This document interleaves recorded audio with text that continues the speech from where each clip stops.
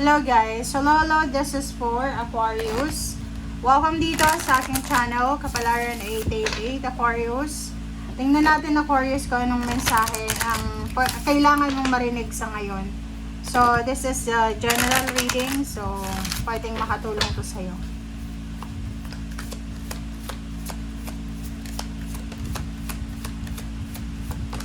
Okay. Aquarius, number 2810, a blessing to heal a relationship and a blessing in a home, completion. So, yun. Isa sa mga appreciation or blessings na darating sa'yo sa linggong ito ay yung blessed ka sa pagkakaroon ng pamilya, pagkakaroon ng foundation, ng sinasabing tahanan. Diba? Hindi ito yung literal na yung bahay talaga. Ito yung mga tao na matutulungan ka sa lahat ng problema mo. So, you are blessed. Ngayong linggong ito, marirealize mo na, ay, blessed ako kasi may parents ako, may mga siblings ako, may mga friendships ako na handa akong damayan, handa akong tulungan sa kung ano man ang mga pangangailangan ko. And at the same time, you are blessed kasi mabilis ka lang na makamove on, mabilis kang mag-heal sa mga negative issues or anything man yan. Okay? Alright. So, kung makikita mo dito, sinasabi ng baraha sa'yo dito na you're super blessed kasi hindi ka nag-iisa dito sa mundo. Kumbaga, kahit saan ka pumunta, nakakakuha ka ng kaibigan, kakilala, nadadamayan ka talaga. Kaya, mabilis kang makapag-heal kasi hindi mo nararamdaman na mag-isa ka lang. Okay? Yan. This is for Aquarius.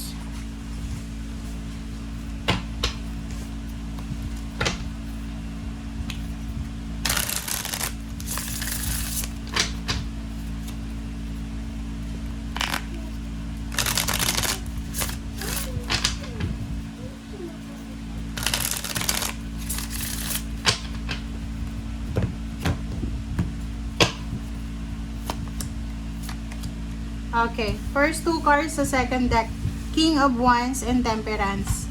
Okay, sa trabaho daw, Aquarius, sa kung ano man ngayon na pinagkakabalahan mo, kung may business ka, may trabaho ka, ano ba yung pinagkakabalahan mo? Even sa love life, kung tinatrabaho mo yung love life mo, maging mapasensya ka. You need to be patient, you need to be,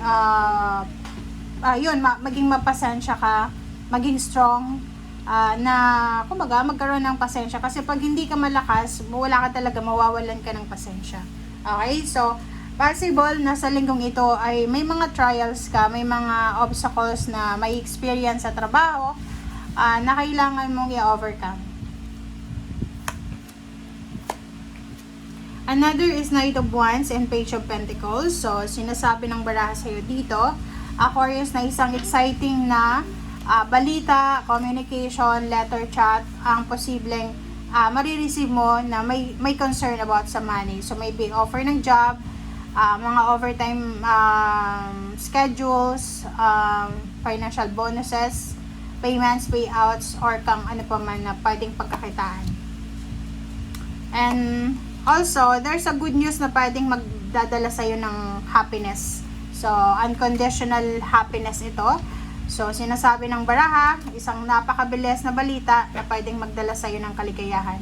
Pwedeng ito ay tungkol sa pera, tungkol sa pregnancy, or tungkol sa retirement.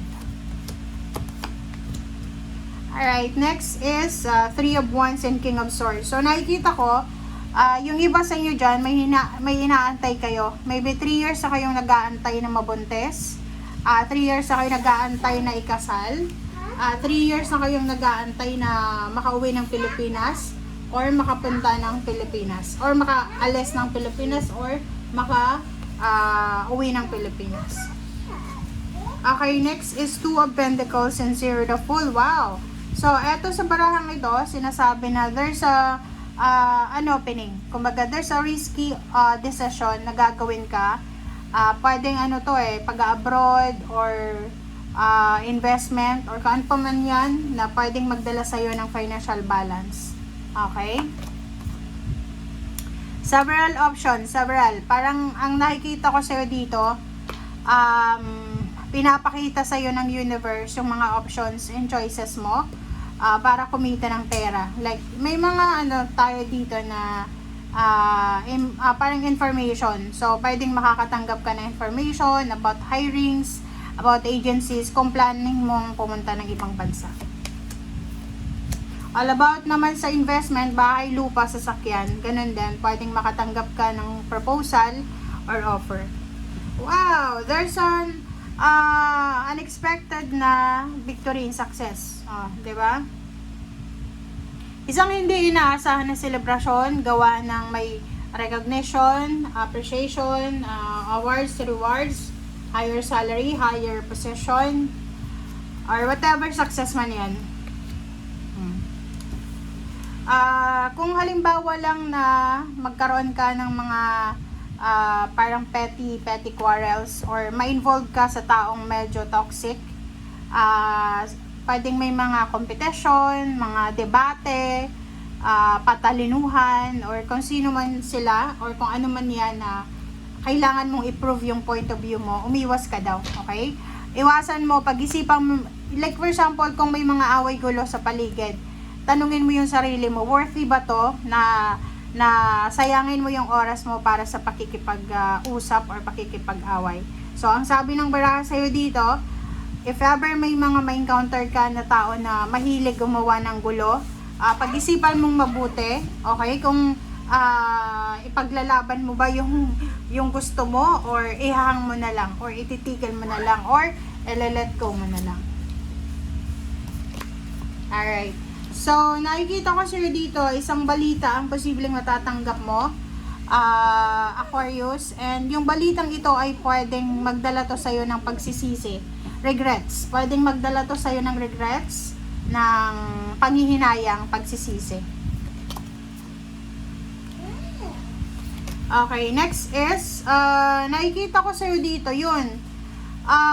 Isa sa mga pagsisisihan mo ay yung parang pinaplano mong occasion ay posibleng hindi matuloy. Like for example, if you're planning to get married, tapos nabalitaan mo na or pwedeng hindi mo nabalitaan, like for example, yung kapatid mo planning to get married, and ngayon bigla mong nalaman na yung kapatid mo ay hindi na matutuloy ikasal kasi pwedeng yung person niya ay nagloko or nagkaroon ng third party or kung ano pa man. And sa ilalim mo dito, the Empress and Knight of Pentacles. So, sinasabi ng baraha sa'yo na hindi naman perfect yung mundo. Okay? So, may mga times na magiging sobrang magulo ang mundo, pero ano naman, attainable naman, or ano tawag dito, manageable. Okay? Thank you guys for watching. Bye!